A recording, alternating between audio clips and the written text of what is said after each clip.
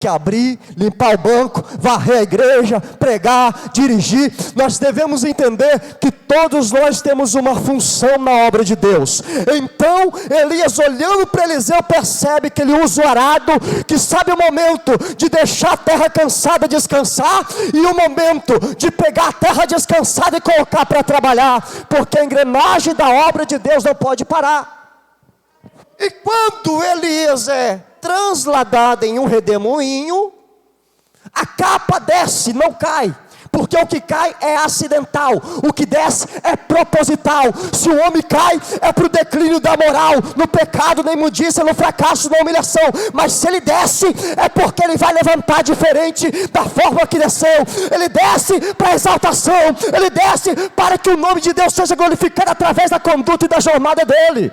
Então cair é acidental, mas descer é proposital. Tem muita gente caindo, mas tem pouco crente descendo, e Deus está à procura de adoradores que desçam para subir diferente, para subir de outra maneira, para subir de outra forma.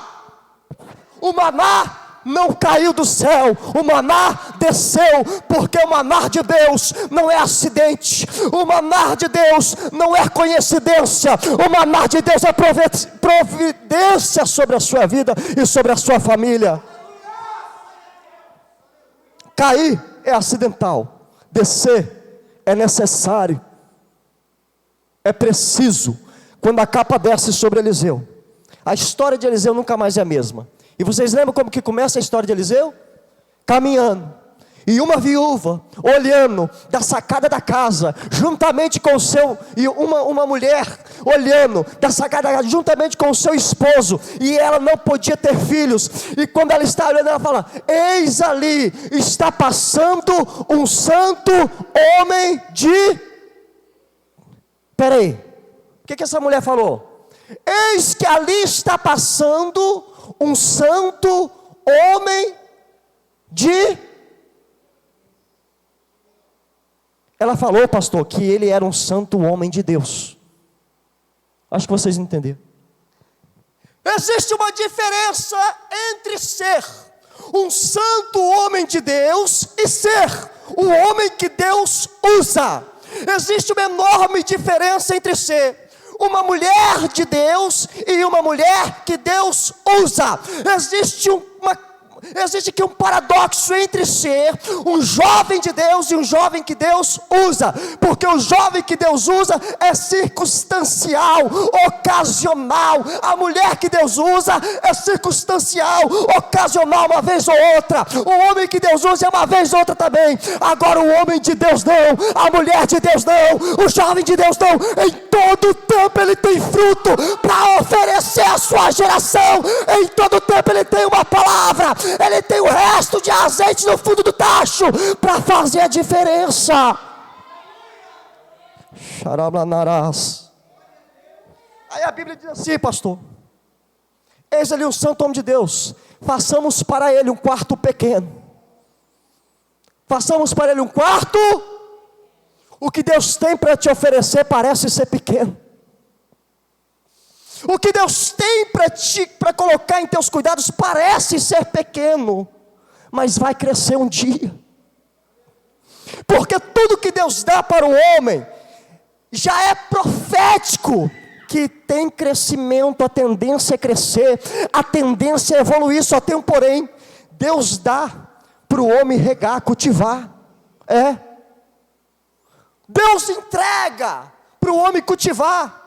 Quando Arão, o Cohen Hagadol, o sumo sacerdote, o primeiro da linhagem dos levitas, restaurou o altar do holocausto, porque tinha o altar do incenso que ficava na parte interna do santuário, da casa da congregação, e tinha o altar do holocausto, que era a parte externa, que era o altar do sacrifício. Este altar do sacrifício, a Bíblia vai falar em Números, que quando eles acabaram de cortar novilha, colocar a lenha, eles oravam: Deus de Abraão, de Isaac e Jacó. Deus de Abraão, promessa. Isaac, sacrifício. Jacó, transformação. Deus que tem poder para fazer promessa e cumprir. Deus que tem poder de se agradar no sacrifício do adorador. E Deus que transforma a história de quem o adora em espírito e em verdade. Quando eles falam Deus de Abraão, Isaac e Jacó, a Bíblia diz, irmão, que o fogo desceu do céu e a chama ficou no altar. E quando a chama começou a pegar ali, Léo, a Bíblia fala que o Senhor sussurrou no ouvido de Moisés e de Arão, dizendo: ei, eu estabeleci o fogo, mas quem tem que dar manutenção para a chama permanecer acesa são vocês. Então troca a cinza e coloca a lenha nova, porque a chama deve arder continuamente sobre o altar, e a chama não pode se apagar.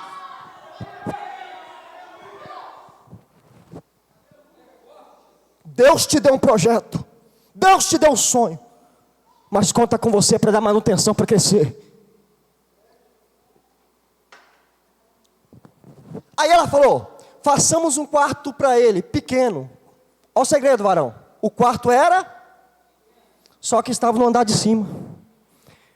O quarto pode ser até pequeno, mas o que importa não é o tamanho do quarto, é o nível que você se encontra.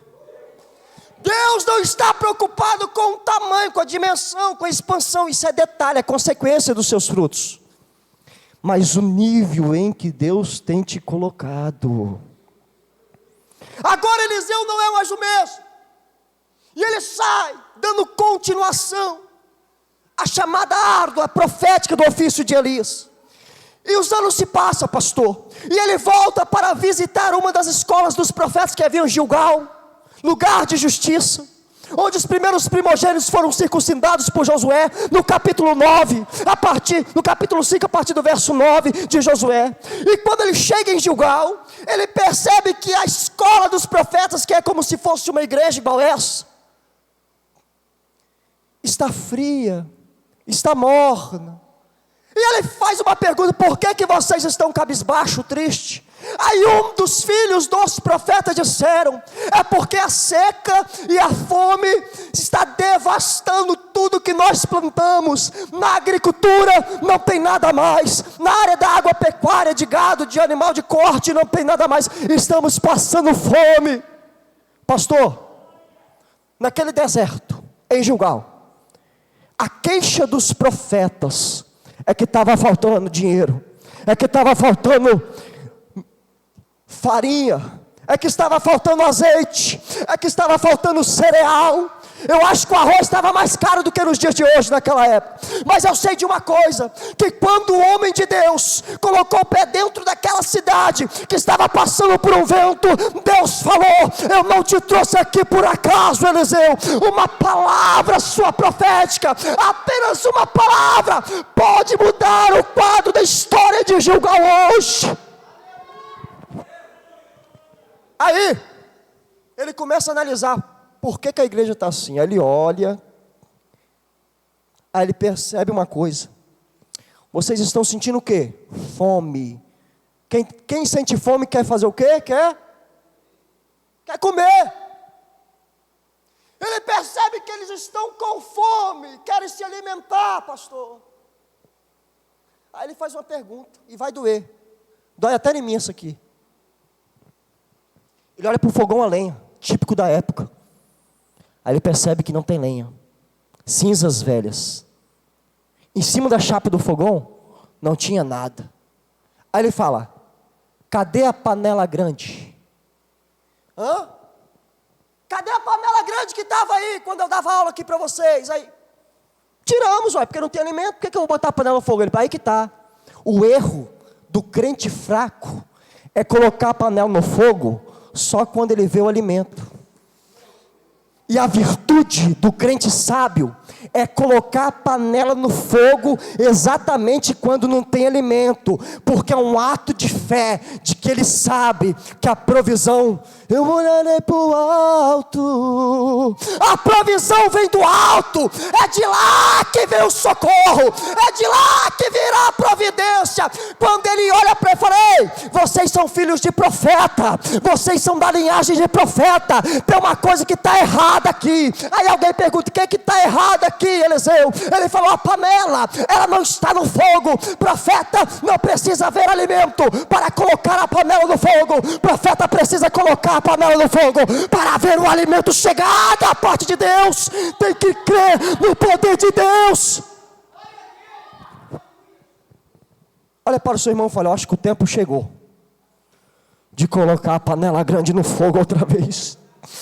O tempo é chegado de devolver a panela para o fogo, de colocar a panela no lume. O tempo chegou de remover as cinzas e não colocar graveto, porque graveto é fogo de palha, pega fogo rápido, mas também apaga rápido. Coloca lenha, vai até demorar a pegar fogo, mas depois que começar a pegar, não tem vento contrário que vai apagar esta chama. Coloca a panela grande no fogo, meu irmão. Ele falou para colocar a panela pequena? Mandou colocar a panela média? Ele mandou colocar a panela? Porque o que Deus tem para você não é pequeno e nem médio, é grande. A Bíblia fala que quando Moisés vê a sarça, ele fala: olharei para lá, porque vejo uma grande visão. A visão do homem de Deus, da mulher de Deus, não é pequena e nem mediana. A visão tem que ser grande, tem que ser ampla, porque a promessa, a jornada, a vitória, a providência, o reavivamento, o agir de Deus será grande. Alguém lembra aqui de João 21? A segunda pescaria maravilhosa. A primeira é lá em Lucas 5, né? Que Jesus chega no barquinho de Pedro, entra dentro do barco, e Pedro fazia o quê? Lavava as. E tem gente que ainda fala que Pedro estava desistindo da pescaria. Claro que não, irmão. Quem desiste, rasga e joga fora. Não lava a rede. Só lava a rede quem está determinado a voltar a usar novamente. Quando Jesus olha para Pedro e vê Pedrão lavando a rede, ele fala: não pegou nada não, né, meu filho? Não, Senhor, tentamos a noite toda. A Bíblia fala no versículo 3 do capítulo 5 de Lucas, que Jesus entra dentro do barco e falou: ei, antes você não pegou porque eu estava fora do seu barco, mas agora que eu estou dentro do seu barco, a pescaria vai ser diferente. Volta! Aí Jesus vai liberar uma palavra de um segredo.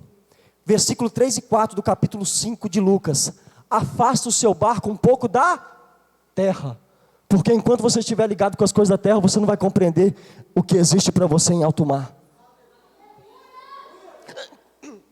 Enquanto você estiver envolvido com as coisas da terra, você vai perder o foco e não vai ter visão do que existe nas profundidades do oceano do Espírito de Deus. Quando ele fala: afasta o seu barco um pouco da terra, filho, porque está dando tudo errado que você está pensando na terra. Aí, meus amados, quando chega lá em alto mar, ele vai lançar a rede. Aí ele vai jogar para o lado de cá e fala: opa, não joga para o lado esquerdo não, joga para o lado direito. Porque toda noite Pedro só tinha tentado por o lado errado. Tem gente que só consegue obter os mesmos resultados porque só tenta da mesma forma, da mesma maneira, as mesmas coisas. Começa a fazer diferente. Começa a fazer baseado na orientação de Deus sobre a sua vida. Começa a fazer baseado sobre o que Deus quer que seja feito na sua história. Que você vai ver que quando você puxar, a rede não vai estar vazia, vai estar cheia. Aí lá no capítulo 21, Jesus morre, fica ressurreto e vai aparecer. Ei, olha isso aqui. João, segunda pescaria maravilhosa, João capítulo 21. Quando Jesus aparece, eles não reconhecem Jesus. Peraí, Jesus é o mesmo ontem, hoje e sempre. Por que eles não reconhecem ele? Porque o cabelo estava diferente, os olhos não eram o mesmo. Só tem um porém, pastor. Quando ele gritou assim: joga a rede para o lado direito, João falou: para tudo, é o mestre. Alguém falou, mas os olhos estão diferentes, o cabelo dele está diferente. Ele falou, eu sei, mas a ovelha conhece a voz do seu pastor. A ovelha identifica a voz do pastor. É o mestre, ele até mudou um pouquinho por fora, mas não perdeu a essência por dentro. Tem crente que está mudando por fora, está perdendo a essência por dentro. Deus não está preocupado que você muda por fora, desde que você continua adorando com a mesma unção, pregando com o mesmo azeite, com o mesmo conteúdo, com a mesma força, com a mesma vitalidade. Se é para mudar por fora e mudar por dentro, não mude, porque a essência é importante. Ei, quando eles puxaram a rede, pegaram 153 grandes peixes, porque o que Deus tem para você não é pequeno, não é médio, é grande. Coloca a panela no fogo. Casamento está uma prova. Quando você orou para namorar com ela, passava noites no monte, descia no vale, pagava preço, chorava. Agora que tem a mulher, ela teve um monte de filho, está cheia de estria, aí passa nos ventos. O que fazer? Coloque a panela grande no fogo. Volta a orar como você orava. Volta a sacrificar como você sacrificava. Volta a jejuar como você jejuava. Porque jogador de futebol começa bem e cansa com 30 e poucos anos de idade. Obreiro, servo, atalaia, remanescente, adorador, profeta, crente e adorador não tem carteira de trabalho, não tem tempo de validade. Enquanto tiver força, tem que ter esperança. Enquanto tiver vida, tem que servir ao Senhor. Um dia alguém chegou para Caleb com 80 aninhos de idade e falou: Caleb, os meninos estão pensando em desistir. Ele falou: não tem problema, se a juventude não quer fazer a obra, traga a minha armadura de novo, coloca a espada na minha mão. Estou com 80 aninhos, mas aqui dentro estou sentindo renovo de águia. Vou voltar a voar, e a oposição eu vou devorar vivo, como eu fiz lá em Jericó. Quanto mais o crente sofre na carne, mas ele se aperfeiçoa no Espírito. Estou finalizando, tá, irmãos? Vou cortar a mensagem pelo meio aqui. Aí, pastor, ele fala assim: coloca a panela no fogo. Alguém coloca. Obedeceu. Aí ele fala para o servo dele. Vocês viram o texto? Ele fala para o servo dele: vai no campo e pega algumas ervas verdes, parra brava. Ele está mandando pegar ervas verdes, mas alguém vai encontrar parra brava. Ele mandou um fazer.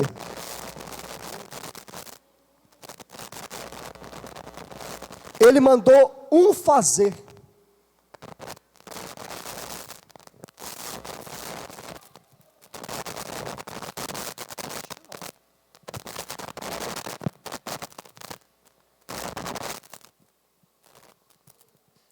Ele mandou um fazer.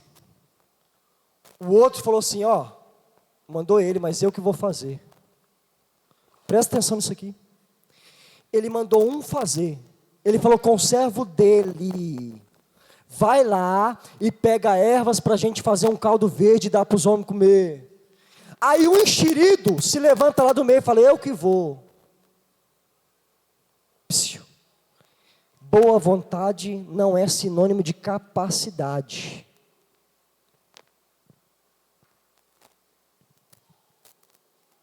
A obediência, ela conta muito, irmãos. A obediência conta muito. É melhor obedecer do que sacrificar. A obediência conta muito. Tem muita gente que, se eu quero um milagre, eu quero que aconteça isso na minha vida, aquilo. Não existe concretização de milagre, de promessa, sem obediência. Jesus disse lá em Lucas 24:49: esperai de Jerusalém, até que do alto sejais revestido de poder. O revestimento de poder é promessa, mas a espera é ordem. Só alcança a promessa quem obedece ordem, irmão. Quem não obedece ordem, nunca vai alcançar a promessa. Ele mandou um, e foi outro que não conhecia. Sabe o que é parra brava? Um pé de abóbora que não produz abóbora, só folhas como abóbora, e a sua flor tem um aroma gostoso de sentir, tem uma fragrância interessante, e ela é tão bela a flor, que ela é atraente. Os rabinos dizem que essa parra brava, da família da abóbora, ela é chamada de atraente, porque ela atrai. No meio do deserto, o homem sem experiência vai para o campo, e ele começa a cortar aquelas folhas e traz, faz um caldo, e dá para os outros tomar, só que ele não sabia que era veneno. E o que tem de gente trazendo veneno para dentro da família, para dentro da igreja? Aí, Leandro, ele levou morte para dentro da igreja, levou morte para dentro da família. E quando alguém começa a experimentar aquela comida amarga, começa a sentir que vai morrer, começa a perceber que não está bem. Aí alguém grita: ei, homem de Deus, tem morte na panela, porque quem foi buscar as ervas não conhecia. Sabe o que o profeta falou? Traga farinha, só que é farinha de trigo. E começou a colocar farinha dentro daquela panela.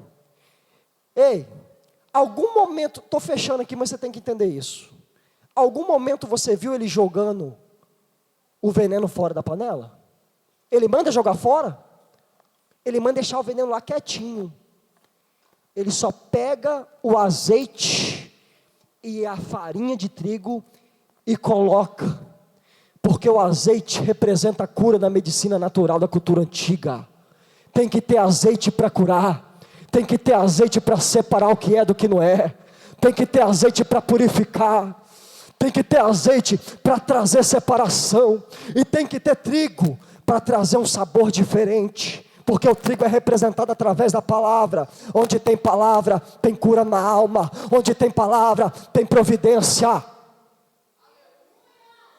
E outra coisa, ele não jogou o veneno fora, ele tratou com azeite e com farinha de trigo. Porque muitas das vezes a gente fala: pastor, exclui a irmã fofoqueira, pastor, exclui aquele irmão que só traz o escândalo. Aí o pastor falou: não, eu vou cuidar dele, e você não entende. É porque o pastor sabe que também ainda há esperança para esse veneno. É só colocar o azeite certo e a palavra certa para forjar, para mudar o caráter, para mudar a estrutura, que o veneno vai se transformar em proteína, em nutriente, porque a palavra tem poder para transformar.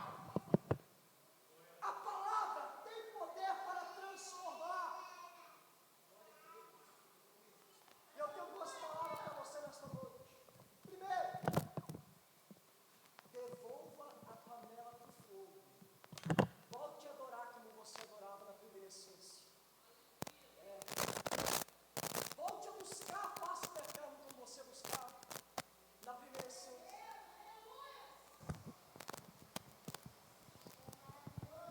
O Senhor está com saudade daquelas lágrimas, aquele louvor, aquele tremer, aquela voz rouca de tanto chorar, lavando vasilha, e falando: Deus, ninguém me entende, mas o Senhor me entende. Quantas noites com insônia, mal dormida, e ninguém seria capaz de compreender o seu gemido.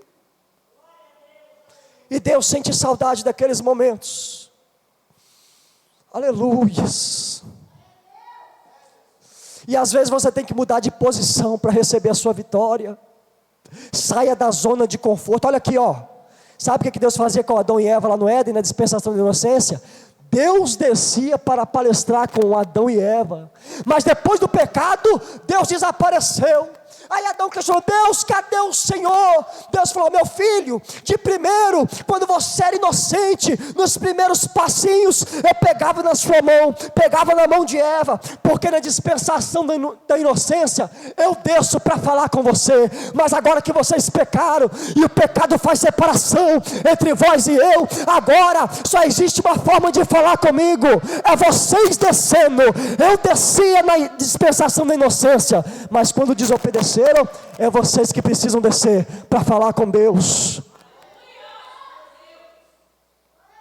Restitui, resgata, restaura o seu primeiro amor, que você vai ver o que Deus vai fazer na sua vida. Se coloque de pé, meu irmão. O profeta saiu de lá, e a panela permaneceu no fogo.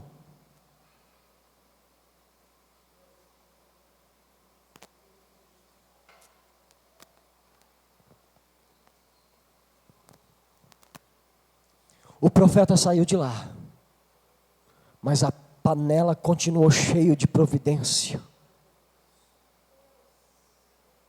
Coloca a mão no seu coração. Tem muita gente aqui passando por alguns desertos. O grupo hoje parece estar pequeno, porque Deus trouxe quem Ele deveria trazer, quem Ele queria falar. Tem muita gente aqui passando por um deserto. E deserto é lugar de experiências com Deus. Deserto é lugar de providência de Deus. Deserto é lugar de se encontrar com o seu Criador.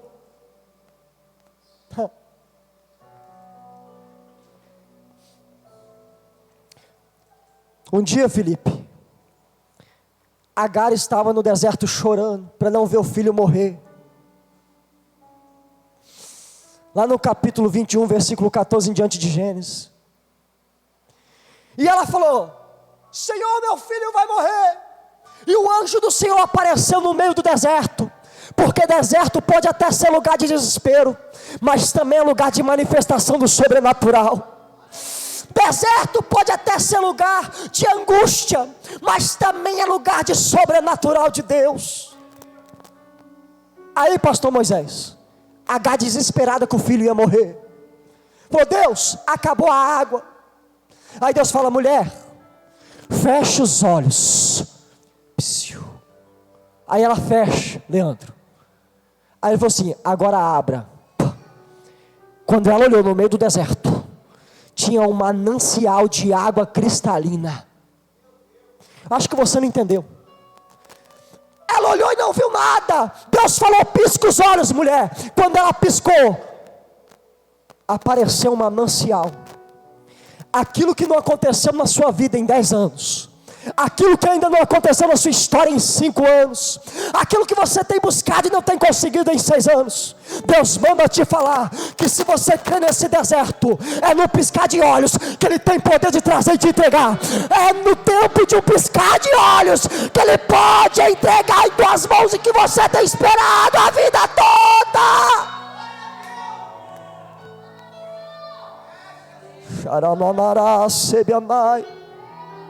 Esse deserto vai passar, minha irmã. Esse deserto vai passar. Foi cantado aqui que o choro pode durar uma noite, mas a alegria vem pelo Salmos 30, verso 5, parte B. O choro pode até durar, Léo, mas não é afirmação. Não diz que vai durar a noite toda. Pode até durar, mas a alegria é afirmativo. Ponto final. Deus manda dizer que o choro pode durar uma noite, mas a alegria vai aparecer pelo amanhecer. A alegria é a afirmação de Deus. Você pode segurar a mão dessa pessoa que está do seu lado? Eu tenho uma palavra para você. Segura a mão dessa pessoa, faz uma corrente. Fala: não desista, meu irmão. Não para. Eu sei que você está ferido no meio da guerra. Eu sei que você está sangrando. Fala: meu irmão, não desista. Fala para ele, fala: eu te proíbo pensar em parar. Eu te proíbo em pensar em desistir. Segura a mão e olha a revelação agora. Olha essa revelação, segura aí. Memoriza 2 Samuel 23, verso 9 e 10. 2 Samuel 23, verso 9 e 10. A Eliabe, filho de Dodô, um jovem, no meio da batalha. Olha aqui isso aqui, segura a mão e olha para cá. Essa revelação é para você. Ó, o mistério, no meio da batalha, pastor. Aqui, ó. Começou o cansaço vir, as feridas, sabe o que ele falou? Deus, até aqui eu consegui, daqui em diante não dá mais, eu vou soltar a espada. O texto vai dizer, Samuel 23, verso 9, que quando ele foi abrir mão da espada, olha o mistério, a espada colou na mão dele. Ó, eu não sei se a pele, o tecido humano virou aço, ou se o aço virou pele. Eu só sei de uma coisa, que ele falou: eu vou abrir mão da promessa, eu vou abrir meu sonho, eu vou abrir mão dos projetos. Aí Deus falou: ei, a espada representa a palavra. Você pode até estar cansado e querer abrir mão do projeto, mas o projeto não abre mão de você, faz parte da sua história, está colada, está colada. Aí a Bíblia fala que ele voltou e feriu mais 300 homens da oposição. Ei, querido, você não está nem no início do que Deus tem preparado para a sua história. Deus não permite você abrir mão do sonho, do projeto. Vai nascer, vai crescer, vai se realizar, porque Deus não abre mão de você.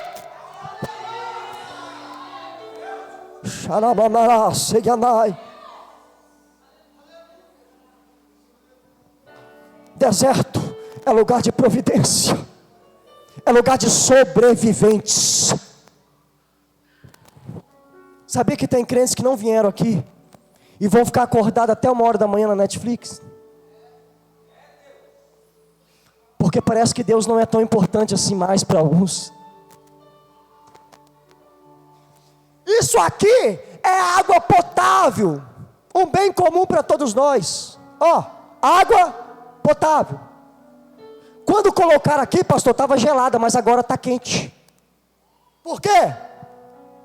Porque a geladeira, o filtro, tem a finalidade de gelar.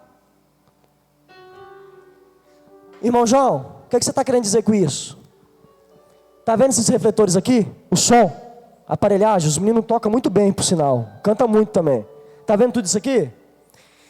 Se alguém entrar aqui agora, com um fuzil, metralhar tudo, quebrar tudo, enquanto existir um coração de adorador aqui, uma unção de levita aqui, a obra não para. Porque nós precisamos disso, mas se não tiver, temos esses. Acho que você não entendeu. Vou te explicar melhor. Nós precisamos de fornecimento de eletricidade, mas se a energia acabar, a gente pega uma lamparina, como os nossos avós, e acendemos fogo, e nós temos lamparina. Se acabar a geladeira, a gente pega uma moringa de barro, e a água vai ficar fresca, Léo. Porque para tudo tem um jeito. Agora, se a presença de Deus foi embora, nós não precisamos de Deus, nós dependemos da presença de Deus. Da eletricidade eu preciso, do instrumento sofisticado eu preciso, mas da presença eu dependo. Não retires de nós, Senhor, o teu Espírito Santo, e nesse deserto faça morada em nossas vidas, Deus. Que Deus em Cristo te abençoe. Ainda que você queira abrir mão, está colado, é seu.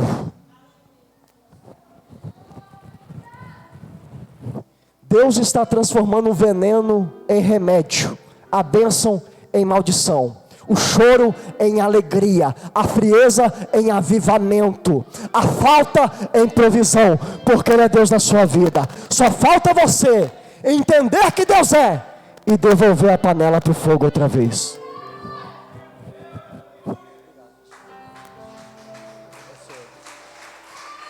Aleluias, glória a Deus. Deus abençoe, evangelista João, cada dia mais e mais, né? Trouxe uma palavra do alto céu para a nossa vida.